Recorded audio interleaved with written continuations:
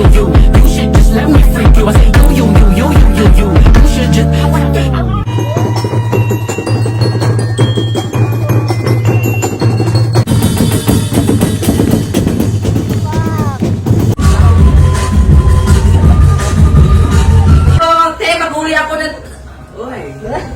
Walis tambo. Diyan lagi yung handa. Grabe. Wala. O ba yung okasyon?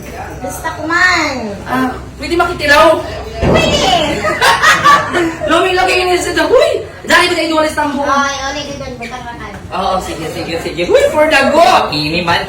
Grabe yung talinga karado, mare. Ay, hunoy. Basi gusto ko. Dahil pista ngayon sa kabilang town which is Dapa, Siargao, kaya naman get ready with me.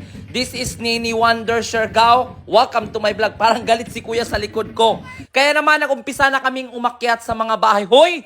Ano to, magnanakaw umakyat?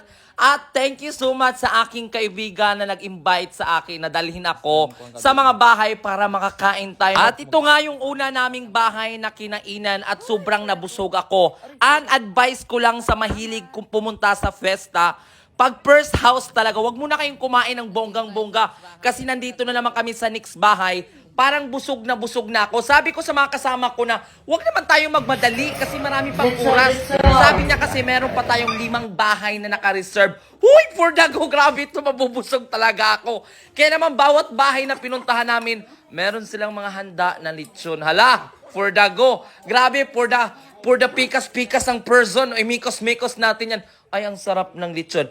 At magpapasalamat din ako sa friend ko dahil, oh my God, nabusog ako. And take note, huwag kayong kumain bago kayo pumunta sa pesta para mapapabongga at mapapalaban kayo ng to the max. O diba? Ang ganda ng person at marami akong dinalang damit kasi sobrang init ng panahon. Kaya naman nandito na naman kami ulit sa another household. Uy, grabe, ang daming handa. Pero dito sa pagkakataon na to, hindi na ako kumain kasi nga busog na ako. At ano nga ba ang pesta? Ang pesta ay siniselebrate ito every year ng bawat barangay, municipal. At syempre hindi mawawala yung parade or something parang festival. Kaya naman manunood tayo at meron ako nakitang chupapi na nag-join. Huy, for the go, parang excited tuloy ako at luminaw ang aking mata at umatake na naman ang aking kalandilisim. Ay, merong mga pukikay, for the go. Kaya naman tuwang-tuwa ako kasi nga minsan lang mga ganitong event or mga ganitong kuan na nagsasayawan at napaka-colorful. Kaya naman shout out to Dapa, Siargao. First time ko manood sa mga ganito at grabe nag-enjoy ako at gustong-gusto ko yung mga ganito, nakakatuwa. At the same time, pag pesta talaga, hoy, mare ha. Pag pesta, ang sarap-sarap kasi puro libre yung kain. Kaya naman magpapasalamat ako sa mga sinauna nating mga kanunuan dahil na nagkaroon sila ng mga ganitong idea na i-celebrate bawat taon yung barangay or municipality nila. Kaya nandito naman kami para manood ng pa-contest yata. Ito yung parang labanan na ng mga rena na sumali dun sa itong contest na to. I don't know what we call this one. So first time kong nanood, alam mo, first time kong manood sa mga ganito at nakakatuwa talaga kasi ang gagaling nila. Pero dito talaga sa pagkakataong ito, shout out na lang sa'yo, pare. Bakit parang galit ka? Ano bang ginawa ko? Nagmaganda lang naman ako.